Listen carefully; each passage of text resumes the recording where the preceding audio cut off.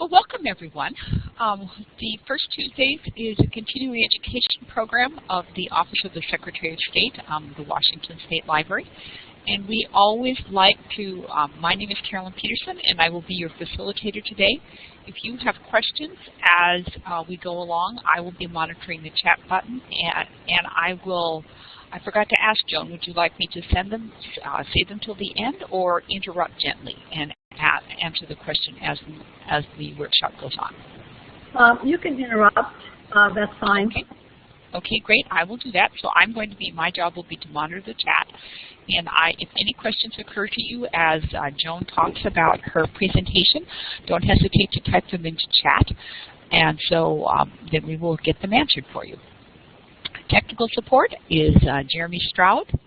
And I don't see Joe, but Joe is also on, he's over in the chat bar for our two tech people. And if you have any issues with hearing or with wanting to chat or something like that, they will be happy to assist you.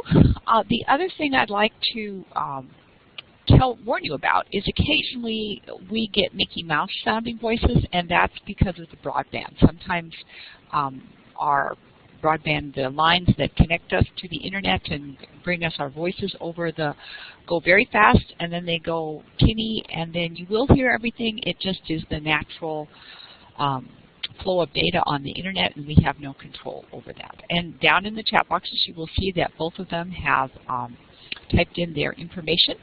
And then we also wanted to acknowledge that we are funded by the Institute of Museum and Library Services in addition to the Office of the Secretary of State, which is, of course, part of Washington State. So, to get underway today, before we do that, we're going to ask that you type in chat. The Office of Financial Management, the state asks us to type in where you're from and what library you're associated with. So if you could, everyone could do that right now, just go ahead and type that in chat. We'd certainly appreciate it. And once we get that in from everybody, or most everybody, we will get started with our presentation.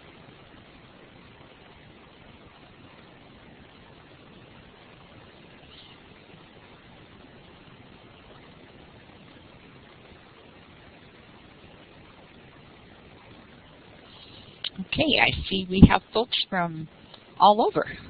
Bonnie, welcome. Welcome, Annie. Welcome, Ronald. Annie, I think we've got Marissa. That's great. Well, we appreciate your interest in our program, and we realize that many folks will be coming in asynchronously later on. Most of our folks do come in and listen at their leisure. So, to get down to the welcome, I would like to introduce Dr. Jane Turneau. She is the author of Writing Memoir Together, a Roundtable Approach. Her popular workshops and classes have been presented at many locations, such as the University of Washington, the King County Library System here in Washington State, as well as Pierce County Library, Highline Community College, and the Association of Personal Historians. And I found out about this session through the Pacific Northwest Library Association's annual conference where she presented. And so she is going to talk to us today about something that I think could be, as the baby boomers age, memoir writing is becoming an increasingly popular subject, and so we're glad that she chose to share with us today. So thank you very much. Joan, I will turn the microphone over to you. Okay, well thank you, Carolyn. It's an honor to be a part of First Tuesdays. And before I launch my presentation, I thought I'd just begin by sharing a little bit about how I became involved in this work. I'm actually not a librarian, I'm a writing teacher, but I've been partnering with libraries for some time now and finding these partnerships quite fruitful. In recent years, I've been invited to conduct memoir writing workshops at various libraries, especially the two major library systems in the Seattle area, King County and Pierce County. For example, last year, Pierce County Libraries launched their Pierce County Reads program, which centered around Everyone Reading Wild by Cheryl Strayed. And because this book is a memoir, I was invited to conduct some memoir workshops at a half-dozen libraries in the system. Pierce County, as many of you probably know, includes Tacoma, Washington, as well as other small towns in the area. So the outreach was to both urban and rural customers. In fact, what I found so rewarding about this series of workshops was the diversity of the participants who attended. And as a facilitator, it's really inspiring, if not magical, to see people from all walks of life sharing stories from their lives. And really, it's hard to imagine anything that does more to enhance a sense of community. Although I've taught at universities, community centers, and other venues, I had sort of an epiphany when I realized how libraries really appear to be the ideal location for memoir writing classes. It seems that these classes have the potential to become as popular as book clubs at local libraries. In today's presentation, I will provide a rationale for this, and I'll also weave in a bit of sharing so you can get a feel for how these classes can knit together a community. In fact, along those lines, I just wanted to take a peek and see where people are from today. I'm scrolling through here. So we have somebody from Kansas, from Michigan, Washington, Georgia. That is one of the wonderful things about these kinds of online programs, is that we get this wonderful diversity. And that's certainly something that memoir instructors love to build on in our workshops, even if it's diversity within a community. So in a little while, I'm going to be asking you not only, well, now I know where you're from, but I'm going to be asking you where you grew up and where you were originally from. And we're going to do a little bit of an exercise around that, just to give you a flavor for how some of these exercises can work to kind of knit together a community. So, but first, I'm going to launch the presentation, and as I said to Carolyn before, feel free to ask questions at any time. And one more thing before I get started, and that is I'd like to take a quick poll on how many of you have book clubs in your libraries right at this time. As a reminder, the polling button can be found in the participants panel.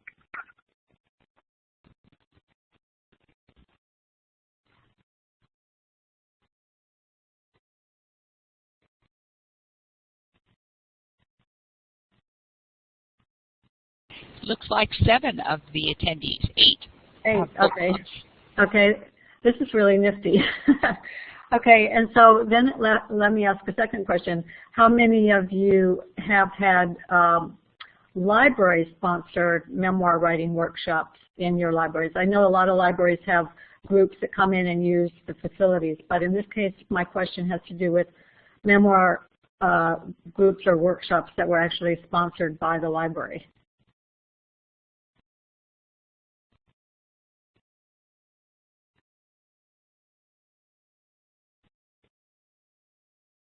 Okay, so that's pretty much what I expected.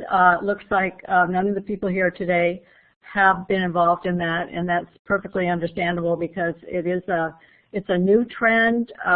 The Association of Personal Historians, which I'll be talking about in a little bit, is really promoting more of these partnerships with libraries.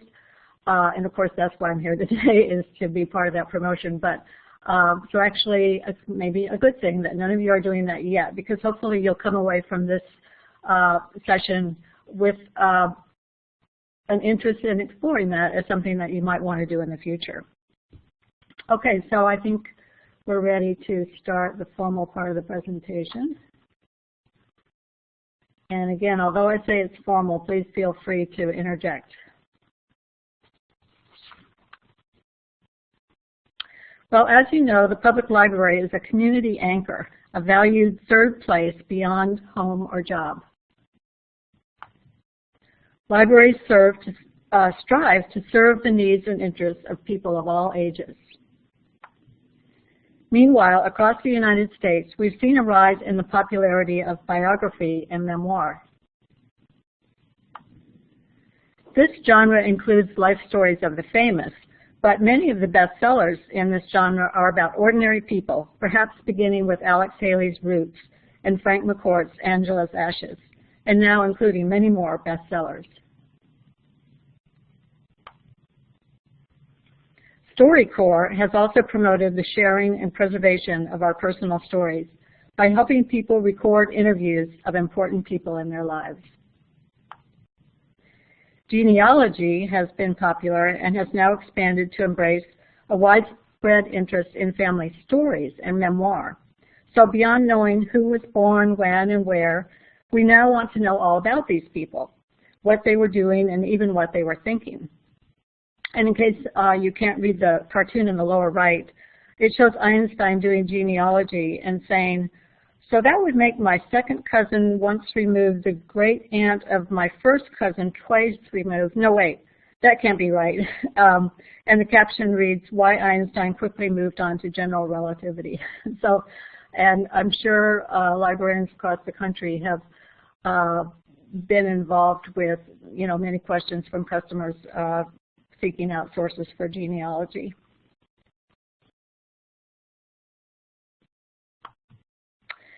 Anyway, my point is that many now wish to not only read memoir and do genealogy,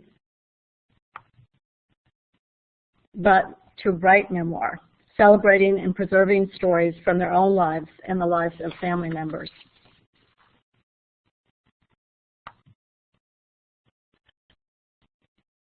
I heard this quote for the first time actually at the conference that Carolyn mentioned, the Pacific Northwest Library Association conference in Vancouver last August. One of the speakers read this quote, which I thought was really very true. It's something that I've noticed in my work.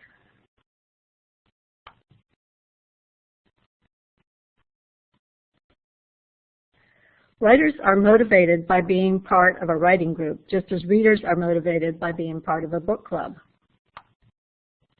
The task of writing becomes more manageable when writers consider that a memoir may just tell about part of a life, and writing becomes more enjoyable and personal when not simply listing the chronology of a life, but telling what it was like.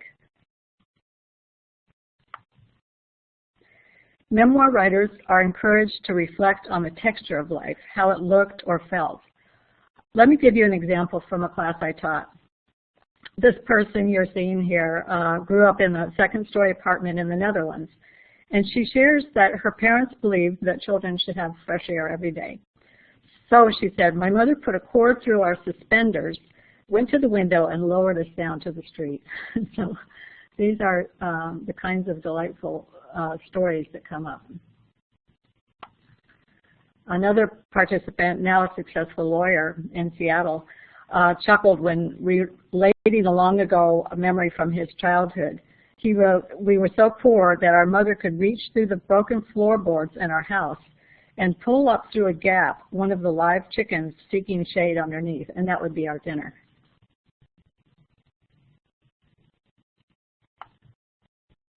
As Mark Twain put it, life does not consist mainly or even largely of facts and happenings. It consists mainly of the storm of thoughts that is forever blowing through one's head.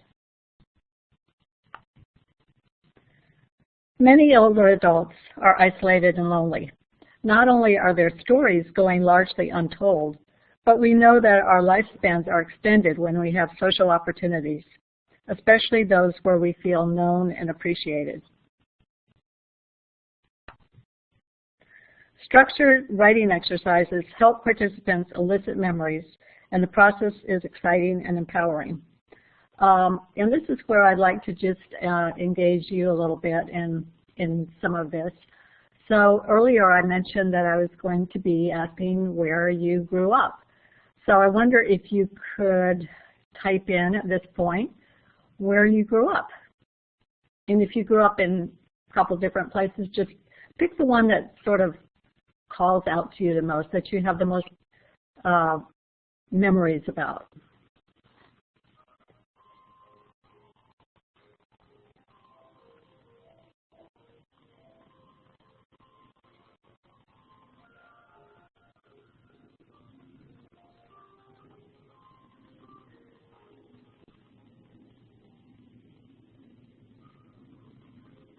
I'm seeing these pop up, and I appreciate your taking the time to share this.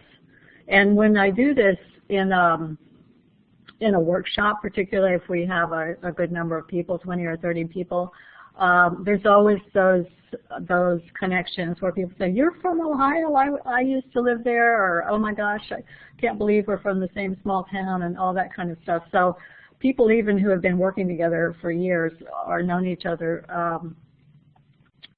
in different contexts may not know where they grew up, and yet we all have so many precious memories around this usually.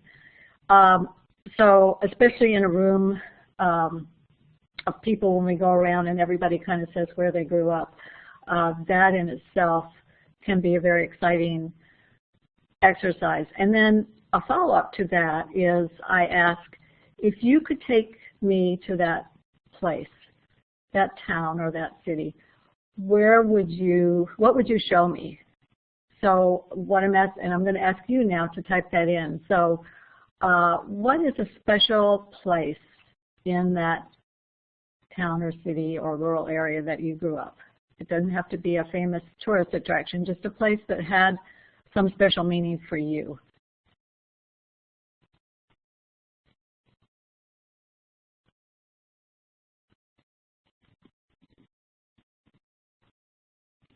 When I've done this, well, for example, when I did this with the librarians at the conference in Vancouver, I remember somebody said, "Oh, it was the swamp behind my house," or the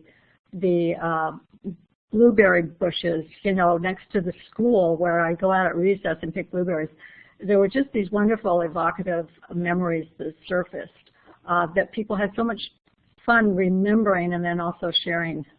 And at that point, we were usually sharing in small groups.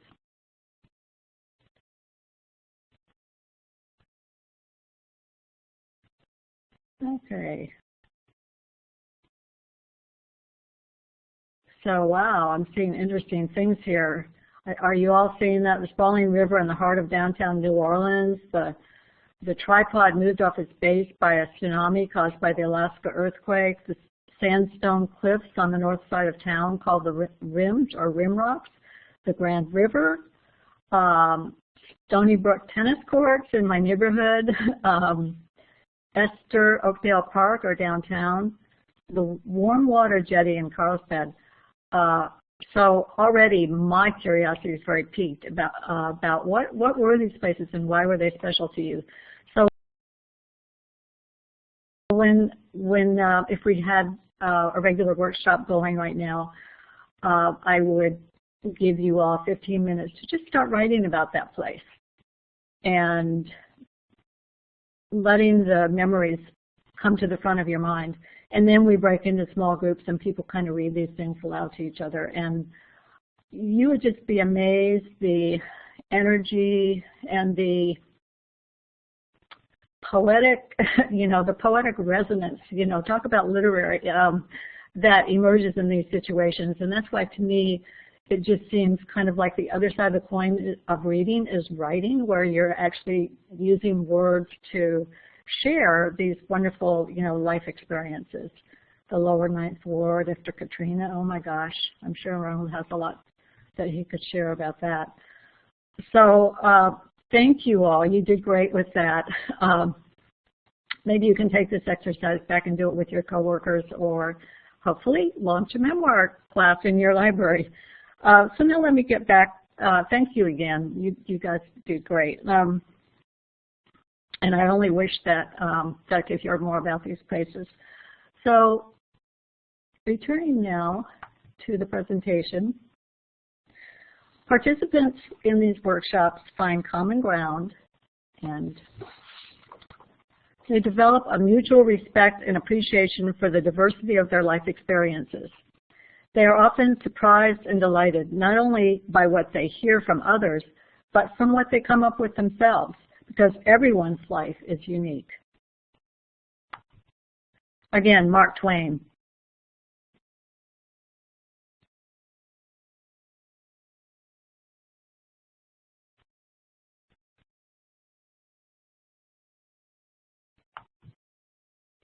So who do we serve with this kind of programming? Well, baby boomers, frequent library patrons, were born between 1946 and 1964. They number 76.4 million between the ages of 51 and 69. And I might add that you don't have to be a minimum age to come to a memoir workshop. I've had people in their 20s and 30s and 40s. Everybody has memories. Libraries are looking for new ways to involve community members in the library. Is it possible that memoir writing groups could become a regular part of the library's programming? In these groups, people can share memories, find meaning in their experiences, and record some of these for future generations. Here are some of the formats I and other workshop leaders have used. A one-time workshop, a series of 3 workshops spaced out over 3 weeks, a series of 10 workshops, or an ongoing permanent group. And those are just kind of the most popular formats that I've seen. The Association of Personal Historians can serve as a great resource for libraries. This is a professional organization of about 650 members that promotes the recording of personal history.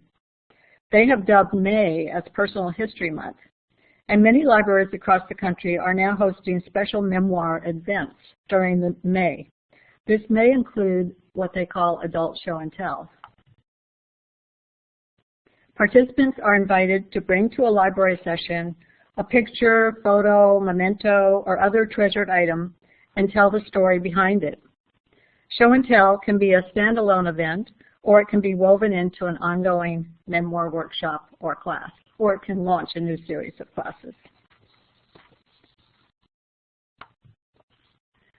Here, a participant shared a small photo book he had brought from Korea as a child during the Korean War. When he mentioned how cold the immigrants were while fleeing Korea, another participant mentioned that she, as a child, had contributed her coat to the children of Korea after hearing of the brutal winter there. I always wondered what happened to that coat, she said wistfully, and the man said, I assure you, I did not get that coat. This serendipitous exchange elicited laughter from them and from the group at large. It was as if life experiences had come full circle. And this is just a perfect example of finding common ground. Show and Tell is just one of the initiatives of the Association of Personal History.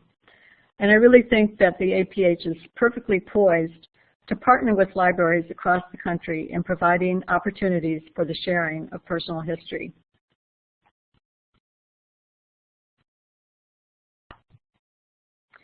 One very nice feature of their website is the Find a Personal Historian tab. Here, libraries can find professionals in their geographic area. You can simply enter your location by postal code and then select the category of service you're interested in this case, workshops or classes.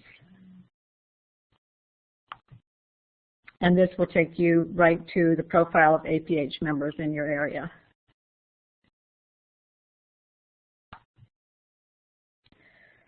Although independent writing groups already use library facilities, these generally fail, in my opinion, to truly be open to the public and therefore cannot be considered part of the library's mission as a community anchor. They may even be cliquish. What I'm promoting here today is a shift in thinking toward library-sponsored memoir groups open to the public and meeting throughout the year. Some might ask, well, isn't this need for memoir classes already being met by colleges? Well, what I've found is that many feel like outsiders on college campuses, especially if they never attended college. And people may have English language deficits, and because of that or for other reasons may have anxiety about being graded or meeting an external standard. And then, of course, parking on or near campuses is challenging at best. And trying to find lecture halls and classrooms in unfamiliar buildings can be daunting. So there's just a higher threshold for accessibility. And although I've really enjoyed teaching at colleges and universities, and we have wonderful workshops there. You just don't see the diversity. You see mostly college-educated, fairly affluent people. It's just not as broad a demographic.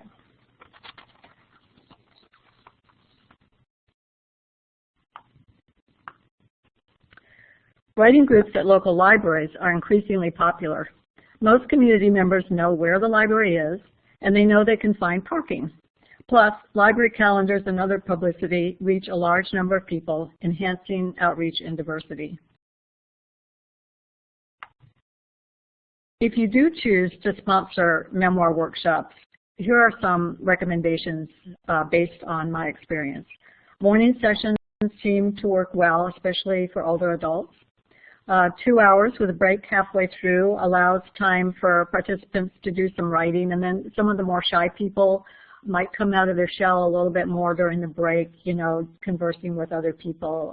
For example, if they had had to exercise and where they grew up, this is the time they can go up and say, oh, I used to live in that town too, and just sort of more of an informal time.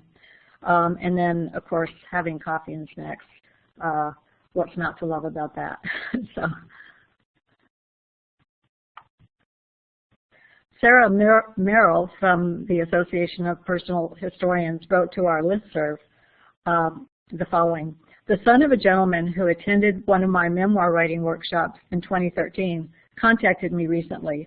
His father had recently passed, and in going through his father's belongings, he and his siblings discovered a folder full of life writing that his father had done in my workshop.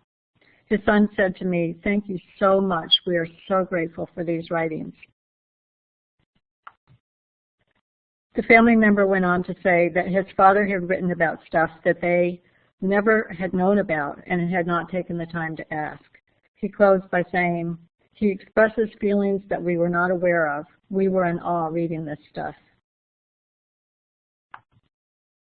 And Sarah added in her post to the listserv, it's not that we require affirmation, as we know that what we do is valuable, but this call certainly made my week, feeling grateful. So in summary, libraries have demonstrated that they are great locations. They provide opportunities to celebrate and affirm diversity within the community. The Association for Personal Historians is perfectly poised to partner with libraries providing experienced workshop leaders. And these professionals can provide the necessary structure and expertise. I might add they can also train library staff or at least provide guidance for library staff who may be undertaking these workshops themselves. Such classes benefit not only the participants, but the entire community. Again, I feel that I love the expression of the library as a community anchor, that term that kept coming up at the library conferences I've attended. And so I think this is could be a big part of that, serving as the community anchor. You may have heard this quote, "People can lose their lives in libraries, but they can also find themselves in the library." Here they can have a space to reflect on their life experiences and share these memories with others. In a way, writing memoir is a natural outcome of reading memoir. And together, the reading and writing of memoir provide a rich literacy experience.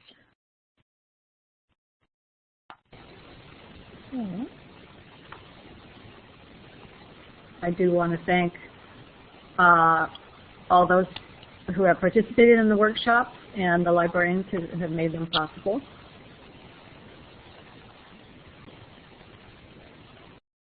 And I do have a website, writingmemoir.com, pretty easy to remember. I have writing tips and monthly challenge and that kind of thing at that website, and then Association of Personal Historians. Okay. Thank you very much, everybody, for your attention. what questions do you have? I noticed that we have lots of folks from all over the country, so what questions might you have for Joan? Things about, I noticed that you had mentioned several things. You had mentioned a workshop of 3, weekly, 1. In terms of if you're going to get getting a group going or commuting, what would you recommend? Would you like the sessions of 3 weeks in a row, or what's your sort of best? I mean, they all can work, but what is, if you're going to have the people produce some writing, what would you suggest? What's the best? Are you asking me, Carolyn? Yes, I am. Well, of course, factors of budget and facility come into play here. I think, so it depends on whether you're going to hire a facilitator, and if so, whether you have funding for that. I think it's ideal when you can do that. I think that if you're just sort of putting your toe in the water to see how this would work in your community, the 3 sessions is a really nice way to go, because, and usually I like to space them, the first 2 are a week apart, and then a 2-week difference between the 2nd and 3rd class. This gives people, like a whole month to sort of be simmering and percolating, with their memories, because writing is by having time to let your ideas simmer and that kind of thing. So I think a one-time workshop can get people really excited, but then a lot of times always really, when they do these, they're like, what is my next step? Can't we do this again? When's your next workshop? Because once they get excited, they really want to continue. And that's where I personally always recommend at least 3 sessions. And then, that would be my answer on that. Okay, and then Shanda asks, how often do ongoing groups usually meet? Well, it varies. This is in a little bit of a different context, not at a library, but I met with one group every week for 7 years. So, they can really have this enduring quality. So I think that if you use your book group that you have in your library as kind of a model, are the people in your community coming to book groups once a month or once every 2 weeks? That might kind of give you a feel for how often people, how much time people have, and to make that kind of a commitment. So it's really can be very flexible. But I wouldn't make it more than, at the very minimum, I would say once a month, because if you get into once every 2 months or something, people are definitely going to lose the momentum. And if you can do it every week, that's really wonderful, because people build up a feeling of trust. They build friendships. It becomes just a regular part of their routine. Every Tuesday morning we're going to the library to do this. So. Yeah. Bonnie, I can't tell if you have finished typing or if just I see that maybe has disappeared. So, okay. I was trying to decide if you, okay, it's gone away. I don't think it's come through. So anyone else have some questions besides Shanda in terms of, I do think that this could be, a good thing. Okay, Tech, would you suggest, okay, here's Joe. He said, would you just suggest grappling with small chunks of memory? Does your book give kind of a, okay, here we've got a web tour coming, looks like. Oh, I'm loading the follow-up survey since some folks are starting to log out. Okay, well, I wanted to say before we go on with questions, one of the things we're attempting to do here at Library Development is find out, did we increase your knowledge about a subject? So before you go, we would ask that you take this very simple question. So, but in the meantime, let's have Joan, and next time I will say something about that in the beginning. So, small chunks of life. Joan, can you answer Joe's question? Yeah. But Well, I think that's a very good question, because sometimes people can be daunted by thinking that they have to write about their whole life. And sometimes, if that seems to be an issue, I say, okay, for the next 20 minutes, I want you to write your whole life story on a little, I give them an index card, your whole life story on this index card. And so, of course, that's kind of just the facts version. But at least then, they get that out of their system. They say, okay, now I thought that. Then the next step is, okay, now let's breathe life into this. Let's think about one chapter in your life that you really want to think about and write about.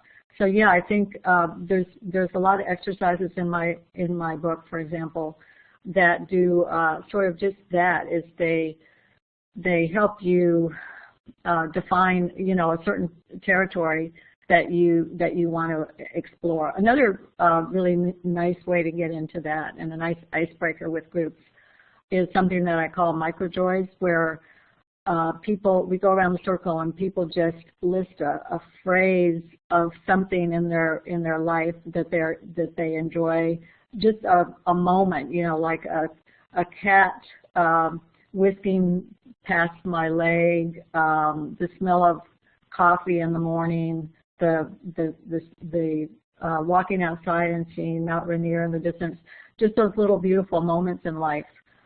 Even those, well, first of all, they are writing, so I have people just kind of list some of their, what we call microjoys in their life. And then I think that even those, imagine if you had a list of the microjoys from your grandparents, just knowing what were the things in their lives that brought them pleasure. So depending on how, just sort of taking the temperature of a group and making the threshold very low so they can start doing some writing and realize that they have so much to say and that there's so much in life that they notice and appreciate and that kind of thing. And also, some people have had very sad or tragic chapters in their lives, and they kind of need to be reassured that, you don't necessarily have to write about that. No, this is not, a school assignment where you have to write about your whole life. You choose what you want to write about and think about. And that's one of the reasons why I do promote using trained facilitators for this, or because the facilitator has to really be sensitive to where people are coming from and what kinds of support they need at different times.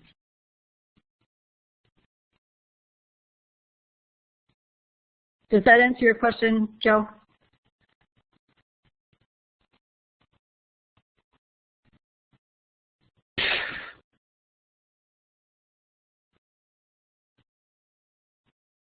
Any other questions? Well, I hope you did get Joan's contact information. If not, you can contact me and or someone here at the Washington State Library, and we can connect you with her. And so again, I wanted to thank Joan for sharing her expertise of why memoir writing classes are important.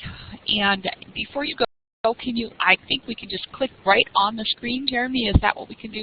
Move your mouse over and do that? Correct. Yeah, you can fill this out on the screen. Just hit done when you're done. Okay, and this will help us. We are experimenting with trying to find out the outcomes of things. For our funders, we want to do this, so we want to share that it's a difference.